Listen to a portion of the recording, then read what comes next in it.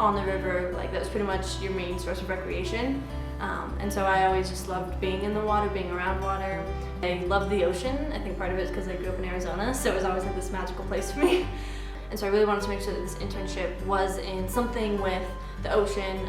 Coastal ecology was great because I do want to eventually work with estuaries. It's something that I've been focusing on for a while. For the French part, it was actually one of like my first weeks in one of my beginning chemistry classes here, my freshman year. And the spokesperson came in and was talking about the Global Science and Engineering program. And I'd studied French a bit in high school, and I was like, that sounds awesome. The most unique aspect was probably just the initial culture shock. Just being over there on my own. I mean, didn't go over with anyone. Knew a bit of the language, but it's kind of crazy how you study a language for a few years and you think you're good in class, but then you get over there and you feel like a child with how much you know. Studying abroad, being forced to live somewhere where you never have before. Like I was lucky enough to be able to visit several years ago.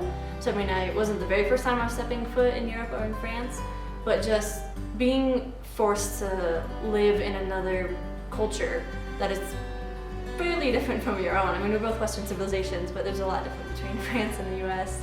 I grew a lot as a person, and I wasn't expecting that as much, and I definitely wasn't expecting to notice how much I grew. I noticed it a bit over there, but I really saw it and learned it when I came back to the States and was back in this culture, my own culture, and just the things I picked up and the things that I've changed about myself. I think for the better. It seems like for the better.